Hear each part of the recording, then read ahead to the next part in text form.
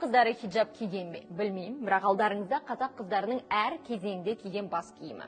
Кішкентай қыздарға басын жауып жүру ешқашан талап етілмесе де, қазақ қыздары мынадай тақия, бөріктер киген. Қыздардың қалыңдық кезінде киетін сәукелесі міне мынадай. Бұл қыз жасауындағы ең қымбат дүние, 5-25 жылқы орташа есеппен, бірақ ең көп деген 500 жылқыға дейінгі сәукелелер болған. Қараңыздар, бұл керегесі 70 сантиметрге дейін жеткен.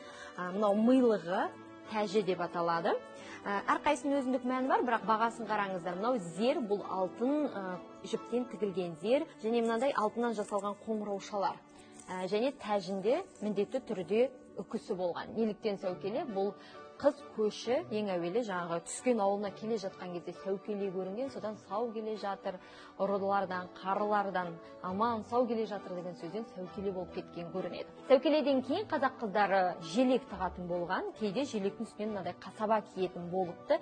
Тек қана әйел балалы болған кезде ғана кимешек киіп, баланы емізу үшін жабылып отыратын ақ жаулықты ана атанған көрінеді. Мұның барлығы қыз баланың наным сенімі емес, статусы, қай кезеңде өмір сүріп жатқанының бейнесі.